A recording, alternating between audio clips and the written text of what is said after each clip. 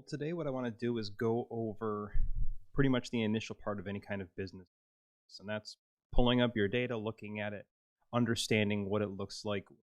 We might say, what is the shape of that data? And then from there, you can start to do all kinds of analysis. I think this is one of the biggest things that Excel really brought to the table when doing analysis was you could view all of your data instantly. You could scroll it, and the data itself might be in the database. It might be a database export, might be a CSV file, but Excel preceding spreadsheet programs gave us an ability to view it in a way where we could see how it was shaped and interact with it.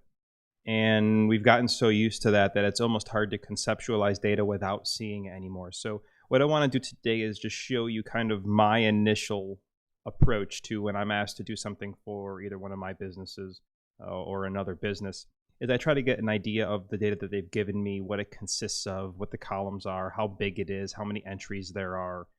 So I'm going to show you a couple of commands today so that you can use Python to do this kind of Excel type business analysis.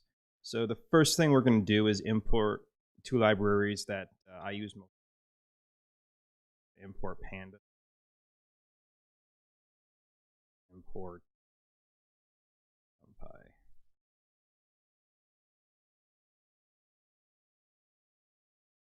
Then we got to pretty much access our data. So one of the first things I do, because I'm always working with computers, is I want to know where the notebook itself thinks that I can see right now it is a folder that I have called Tutorials Business.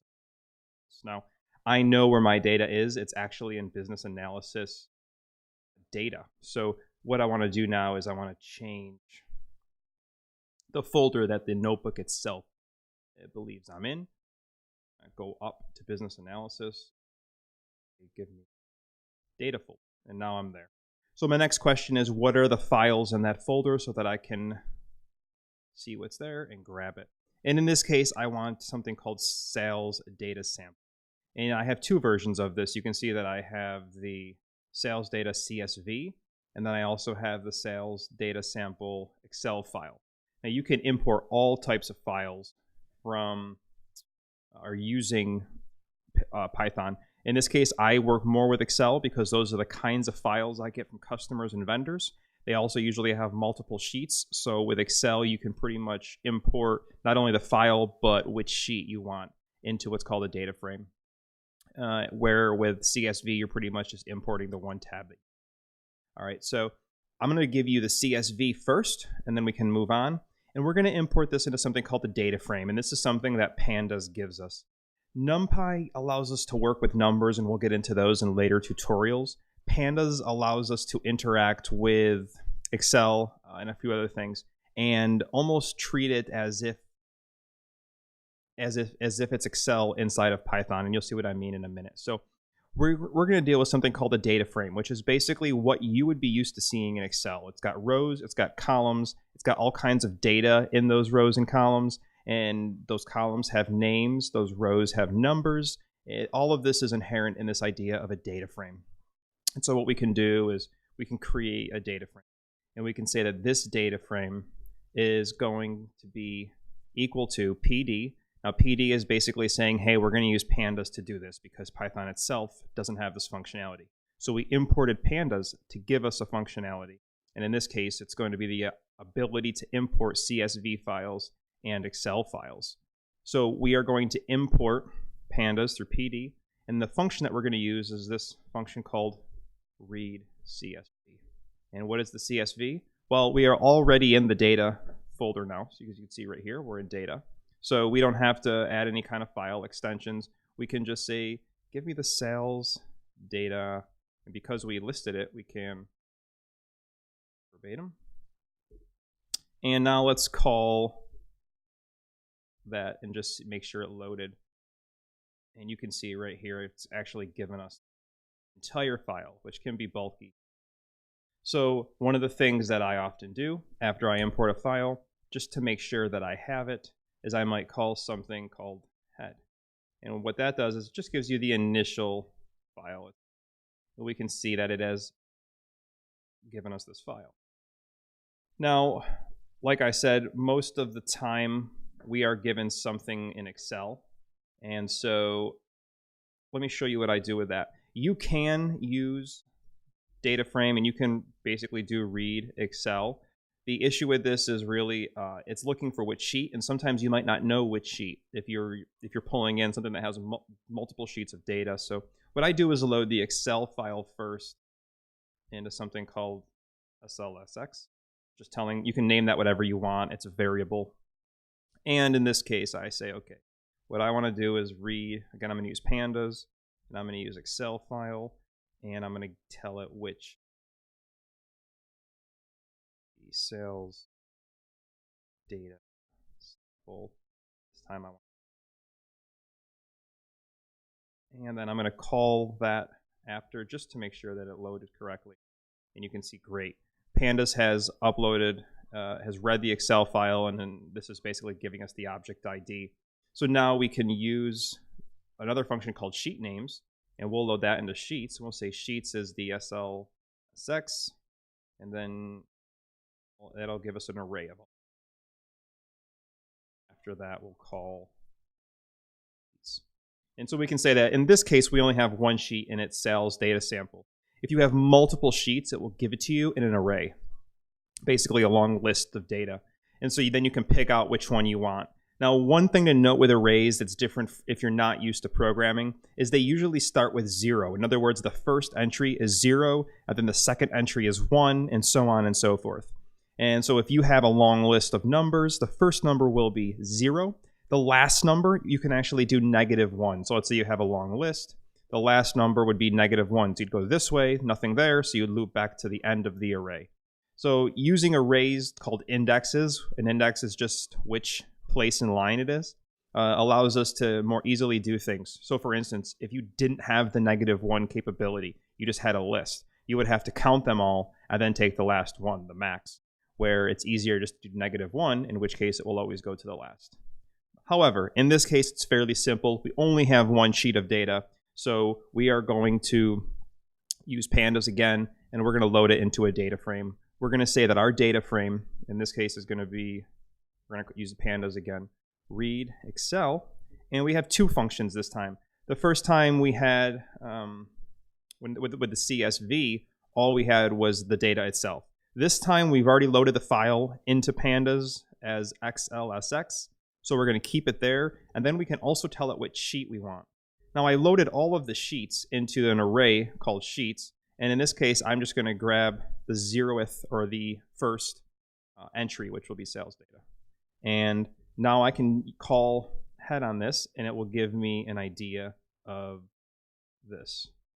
Call head, and it just gives me the first few entries. As you can see, I've got the first 5 entries. Here's the index number, and here's the column headers. And so I know that everything is loaded correctly. Now what I want to do is I want to get an idea, what is the first thing you do in Excel? You see what the columns are, you see roughly how big the data is, and then you try to get an idea of uniqueness. So let's run through this really quick.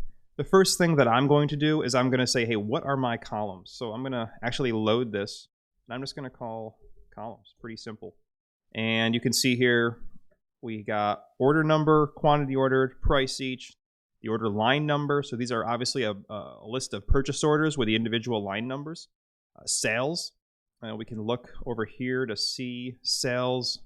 Looks like it is the quantity times the price. So that would be like the extended value. The date of the order, the status, shipped. You can get a list of this kind of stuff in a minute. And then some contact names. So it looks like it's just a database of orders and who ordered and all their contact information. So let's get an idea of how big this data set is. And again, usually you would have Excel, and Excel would give you a view, and you could scroll to the end. All that becomes cumbersome. I mean, how many times have you been scrolling to the left and the right, going back to the top? In this case, we can just call one command and instantly see all of our columns. We're going to call another command called shape, and it's going to tell us how big it is. And you can see we have 25 columns and 23 entries, 2,823 entries. So instantly we know how big it is. The other thing that I'd like to do is I'm going to specify a column. So I'm going to use df. Now, if you remember, DF is what we loaded our file into. We specifically loaded all this data into DF. So that's our data frame. And I just use DF when I'm working alone because it just reminds me that that's where all my data is. That's my data frame that has been set up to use with Python. And in this case, I'm just going to call a specific column, and it's very easy to do. All you do is copy the column name. So I've got all my column names right here, and I want to see how many customers are in this data, because we have a list of customers. However, we have a lot of line items. So if a customer orders only one PO, let's say, however, they have 4 or 5 line items, I'm going to see that customer 4 or 5 times. So I want to get an idea of, okay, we know this data. We know there's, just short of 3,000 entries. How many customers are we dealing with in this data? And so let's go with customer name, and I'm just getting that from right here. And I want to see, I'm going to call a function called unique. And that's basically going to give me, caps locks off, how many unique entries are there? So 92 customers. And we can do this down the board really quick just to get an idea of our data. So we got 92 customers. How many orders are, or I'm sorry, how many products are here? We can do that very quickly. And for that, I'm assuming product code, we got product line number. There is product code will give us the number of unique products.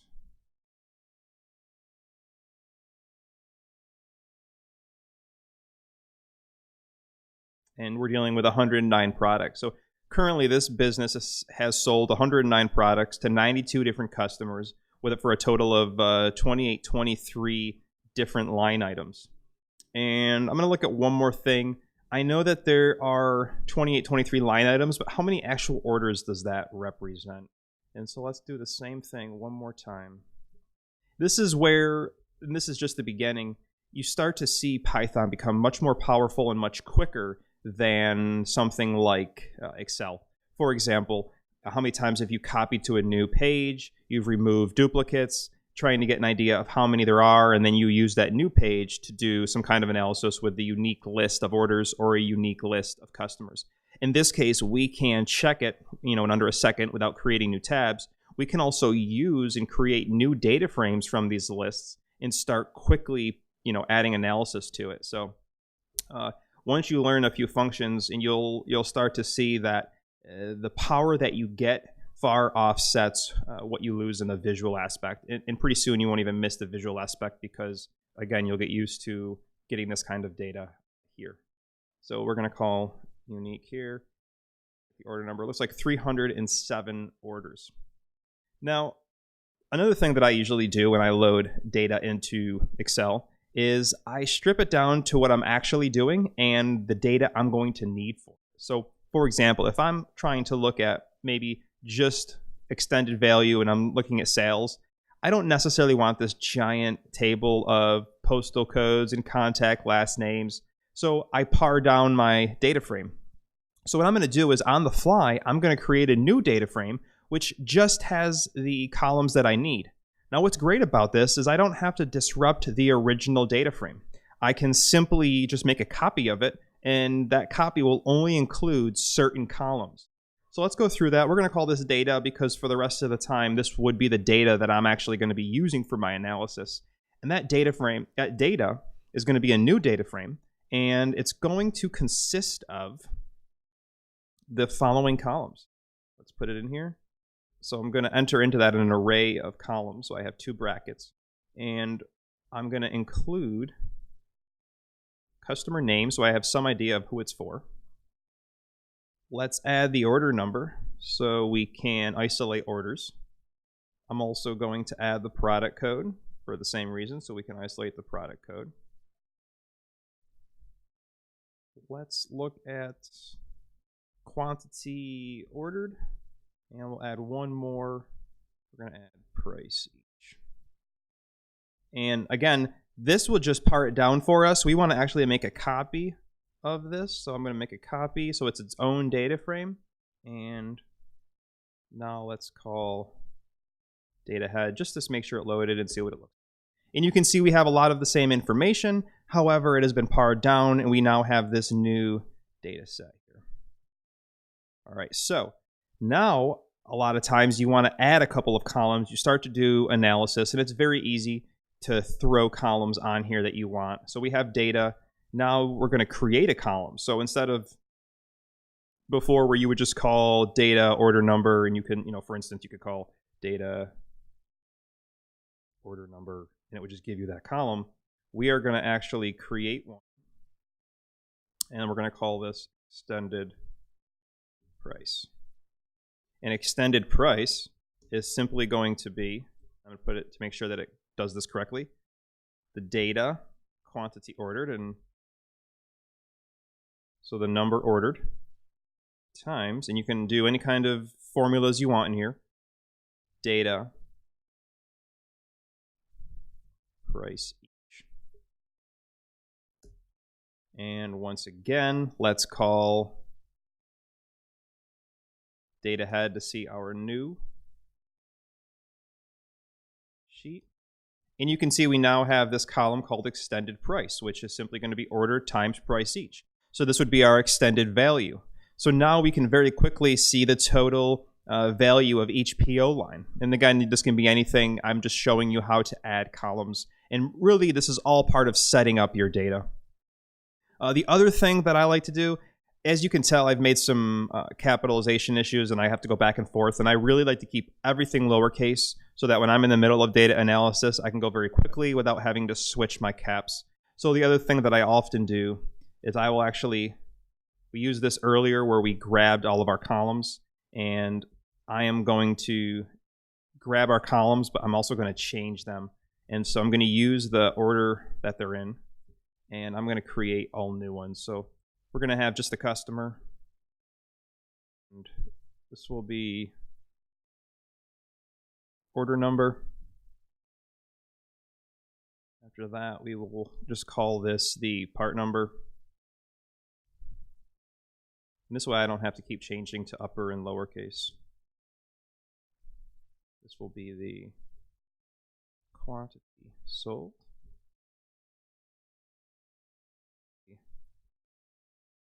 Sell price, in case we end up pulling in buy price later to separate them. And then we will create a new name for a column there, be the item. And we'll do one more to see our data. And we can see we now have a clean, compiled list of data that we can now move forward in our analysis. So this was just a quick intro to show you how to load, view, and prepare your data. And there are other preparations you can make, which will be in other tutorials, like cleaning out zeros, adding zeros, removing errors. We'll get into that in its own section. But this is just the basic primer on loading and preparing your data, columns, rows, understanding a couple of basic functions to get an idea of the shape and the makeup of your data. And then from here, you would start to do your analysis. Thank you for this, and I hope it was helpful. If you have any questions, feel free to send them in. Otherwise, jump in and start doing some analysis.